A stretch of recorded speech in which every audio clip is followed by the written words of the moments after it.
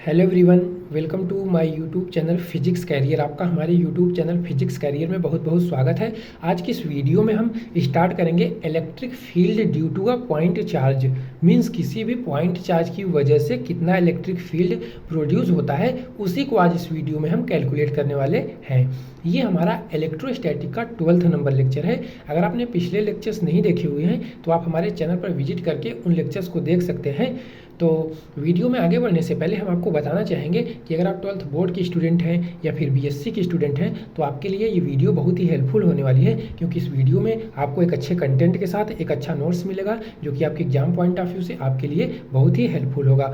तो अगर आपको वीडियो अच्छी लगती है तो प्लीज़ वीडियो को लाइक, चैनल को सब्सक्राइब और अपने दोस्तों के साथ शेयर करना ना भूलिएगा। तो चलिए स्टार्ट करते हैं। आज का हमारा टॉपिक क्या है देखते हैं उसको पढ़ते हैं। तो आज का हमारा टॉपिक है electric field due to a point charge. Means किसी भी पॉइंट चार्ज की वजह से कितना इलेक्ट्रिक फील्ड प्रोड्यूस होता है, उसी को हम इस वीडियो में कैलकुलेट करने वाले हैं। ठीक, क्या करना है हमको कैलकुलेट करना है electric field due to a point charge. Means किसी भी पॉइंट चार्ज की वजह से कितना इलेक्ट्रिक फील्ड प्रोड्यूस होता है, उसी को हम इस वीडियो में कैलकुलेट करेंगे।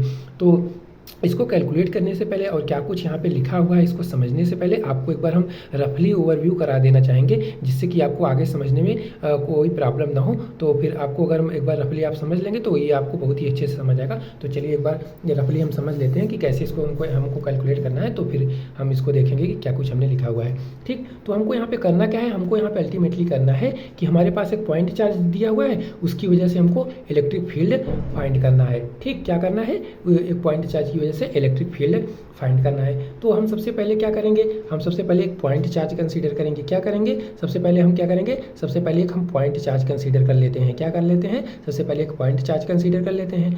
इसको हम क्यू से डिनोट कर दे रहे हैं। किससे डिनोट कर दे रहे हैं, इसको हम क्यू से डिनोट कर देते हैं। ठीक, और इस चार्ज को क्या बोलते हैं, इस चार्ज को हमेशा हम सोर्स चार्ज बोलते हैं। कौन सा चार्ज बोलते हैं, सोर्स चार्ज। कौन सा चार्ज, सोर्स चार्ज। इस चार्ज को हमेशा हम सोर्स चार्ज बोलते हैं, जो कि चार्ज को एक्चुअल में कंटेन किए हुए होता है। क्या करता है, चार्ज को एक्चुअल में कंटेन किए हुए होता है। ठीक, और आपको हमने बताया हुआ है पिछले लेक्चर्स में, स्टार्टिंग के लेक्चर्स में ही, कि जो चार्ज होता है वो हमेशा क्या करता है, वो इलेक्ट्रिक फील्ड प्रोड्यूस करता है। क्या करता है, इलेक्ट्रिक फील्ड प्रोड्यूस करता है। क्या करता है, इलेक्ट्रिक फील्ड प्रोड्यूस करता है। अगर हमारे पास प्लस चार्ज है, क्या है, अगर हमारे पास प्लस चार्ज है तो उससे जो इलेक्ट्रिक फील्ड की डायरेक्शन होती है वो अवे फ्रॉम द चार्ज होती है। क्या होती है, उससे इलेक्ट्रिक फील्ड की direction away from the charge होती है। अब अगर हमारे पास नेगेटिव चार्ज है तो इससे जो इलेक्ट्रिक फील्ड की डायरेक्शन होती है वो टुवार्ड्स द चार्ज होती है।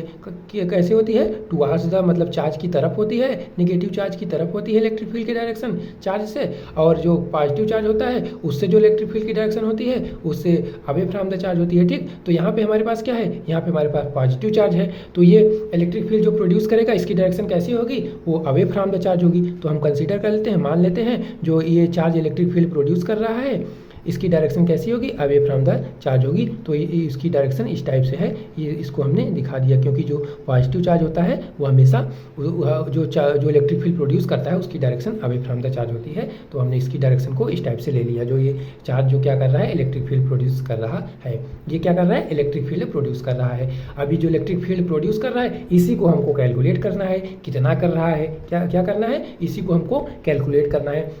तो ये जो चार्ज इलेक्ट्रिक फील्ड प्रोड्यूस कर रहा है इसको कैलकुलेट करने के लिए हमको क्या करना होगा, इसको कैलकुलेट करने के लिए ये इस रीजन में, इस इलेक्ट्रिक फील्ड के रीजन में हमको एक टेस्ट चार्ज लाना होगा। क्या करना होगा, इस इलेक्ट्रिक फील्ड के रीजन में हमको एक टेस्ट चार्ज प्लेस करना होगा। क्या करना होगा, एक टेस्ट चार्ज प्लेस करना होगा, जिसको कि हम क्यू नॉट से डिनोट करते हैं। किससे डिनोट करते हैं, क्यू नॉट से। और क्यू नॉट को क्या बोलते हैं, हम टेस्ट चार्ज बोलते हैं। क्या बोलते हैं, टेस्ट चार्ज। और ये जो टेस्ट चार्ज होता है ये हमेशा पॉजिटिव कंसीडर किया जाता है। कैसा कंसीडर किया जाता है, हमेशा ही ये पॉजिटिव कंसीडर किया जाता है। ठीक, अब हम यहाँ पे इन दोनों चार्ज के बीच का डिस्टेंस ले लेते हैं स्मॉल आर। क्या ले लेते हैं, इन दोनों चार्ज के बीच का डिस्टेंस ले लेते हैं स्मॉल आर। ठीक, तो हमारे पास क्या है, हमारे पास एक चार्ज है जो कि इलेक्ट्रिक फील्ड प्रोड्यूस कर रहा है, जिसकी डायरेक्शन इस टाइप से है, अवे फ्रॉम द चार्ज है। और इस इलेक्ट्रिक फील्ड को हमको फाइंड करना है। तो इसको हम फाइंड करने के लिए इसके रीजन में जहाँ पे इलेक्ट्रिक फील्ड प्रोड्यूस कर रहा है उसके रीजन में हम क्या करेंगे, एक टेस्ट चार्ज को प्लेस कर देंगे। टेस्ट चार्ज को क्यों प्लेस करेंगे, इसकी नीड हमको क्यों पड़ी, आपको हम एक एग्जाम्पल के थ्रू समझाना चाहेंगे। तो क्यों पड़ी उसको हम बताते हैं आपको एक एग्जाम्पल के थ्रू, तो समझिएगा।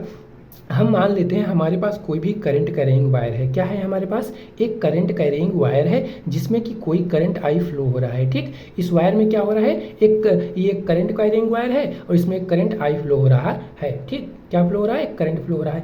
अब इस वायर में जो करंट फ्लो हो रहा है इसको हम मेजर कैसे करेंगे? इसको मेजर करने के लिए, कैलकुलेट करने के लिए हमको किसकी नीड होगी? इसको मेजर करने के लिए, इसको हमको मेजर करने के लिए, कैलकुलेट करने के लिए एक इलेक्ट्रिकल इंस्ट्रूमेंट की नीड होगी। उसको हम क्या बोलते हैं? उसको हम अमीटर बोलते हैं। क्या बोलते हैं उसको? हम अमीटर बोलते हैं। मतलब ये जो करंट फ्लो हो रहा है इस वायर में कितना फ्लो हो रहा है उसको मेजर करने के लिए हमको अमीटर की नीड होगी। अमीटर से हम चेक करके बता सकते हैं कि कितना इस वायर में करंट फ्लो हो रहा है। ठीक इसी प्रकार यहाँ पे ये जो चार्ज है इलेक्ट्रिक फील्ड जो प्रोड्यूस कर रहा है, ये कितना प्रोड्यूस कर रहा है, इसी इलेक्ट्रिक फील्ड को फाइंड करने के लिए हमको एक टेस्ट चार्ज की नीड होगी।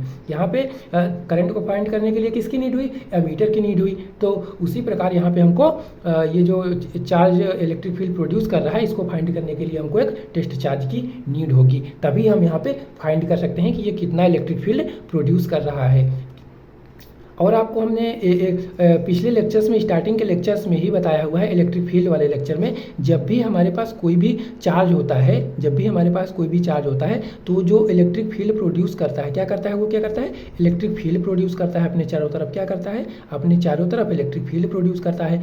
अब जो ये इलेक्ट्रिक फील्ड प्रोड्यूस कर रहा है, क्या कर रहा है? इलेक्ट्रिक फील्ड प्रोड्यूस कर रहा है ये चारों तरफ, जो जिस रीजन में इलेक्ट्रिक फील्ड प्रोड्यूस कर रहा है, इसके रीजन में जब हम कोई टेस्ट चार्ज Q0 प्लेस करते हैं, क्या करते हैं? जब भी कोई टेस्ट चार्ज Q0 प्लेस करते हैं तो ये जो सोर्स चार्ज है, ये जो सोर्स चार्ज है, ये क्या करता है? इस टेस्ट चार्ज पे एक फोर्स अप्लाई करता है। क्या करता है? इस टेस्ट चार्ज पे एक फोर्स अप्लाई करता है। ठीक, क्या करता है? इस टेस्ट चार्ज पे एक फोर्स अप्लाई करता है। तो यहाँ पे भी ये जो सोर्स चार्ज है इस टेस्ट चार्ज पे क्या करेगा? एक फोर्स अप्लाई करेगा। वो फोर्स कैसा होगा? रिपल्सन फोर्स होगा।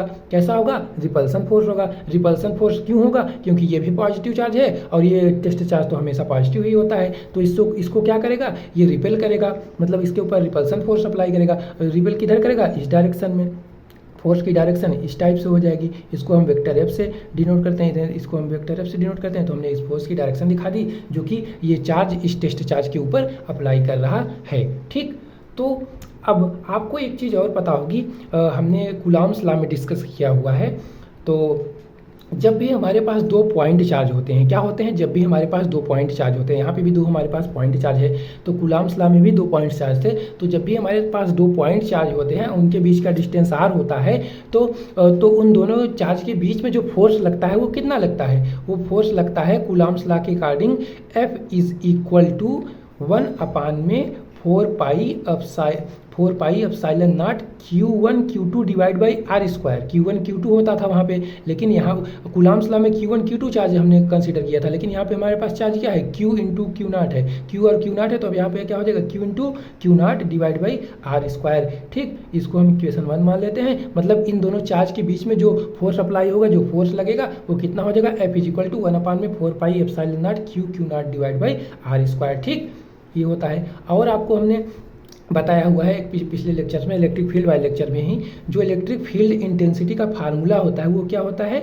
E is equal to F upon में Q0 होता है। क्या होता है? E is equal to F upon में Q0 होता है। ठीक, मतलब पर यूनिट चार्ज पे कितना फोर्स अप्लाई कर रहा है ये इलेक्ट्रिक फील्ड, उसका फार्मूला होता है E is equal to F upon में Q0। अब इस इक्वेशन को हम इस टाइप से भी लिख सकते हैं, E is equal to F into इस इक्वेशन को हम इस टाइप से भी लिख सकते हैं, E is equal to F is equal to E into Q0। कैसे?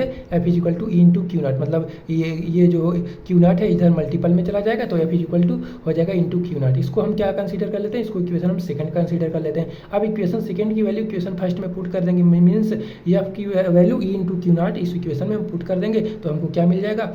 E into Q0 is equal to 1/4 Q0 divide by R square. यहाँ से Q0 से Q0 कैंसल, हमको फिर उसके बाद क्या मिल जाएगा? E is equal to 1/4 Q divide by R square. ठीक, यही है हमारा electric field due to a point charge. मतलब कोई भी पॉइंट चार्ज जो इलेक्ट्रिक फील्ड प्रोड्यूस करता है उसका फार्मूला यही है, वो इतना ही इलेक्ट्रिक फील्ड प्रोड्यूस करता है। ठीक, तो अब आइए हम समझते हैं कि हमको कैसे कुछ लिखना है, क्या कुछ लिख के आना है मतलब एग्जाम में, तो उसको हम यहाँ पे समझते हैं। ठीक, तो जो हमने अभी रफली समझाया उसको आपको कुछ नहीं लिखना है, आपको जो लिखना है ये हमने जो नोट्स में लिखा हुआ है आप देख सकते हैं। तो हमने क्या किया यहाँ पे सबसे पहले हमने पॉइंट चार्ज कंसीडर किया, क्योंकि हमको पॉइंट चार्ज की वजह से इलेक्ट्रिक फील्ड फाइंड करना था। तो हमने यहाँ क्या किया, एक पॉइंट चार्ज कंसीडर किया। इस पॉइंट चार्ज को हम क्या बोलते हैं, कौन सा चार्ज बोलते हैं, इसको हम सोर्स चार्ज हमेशा बोलते हैं। क्या बोलते हैं, सोर्स चार्ज। और सोर्स चार्ज जो होता है हमेशा क्या करता है, इलेक्ट्रिक फील्ड प्रोड्यूस करता है। क्या करता है, वो इलेक्ट्रिक फील्ड प्रोड्यूस करता है। और पॉजिटिव चार्ज है तो पॉजिटिव चार्ज से इलेक्ट्रिक फील्ड की डायरेक्शन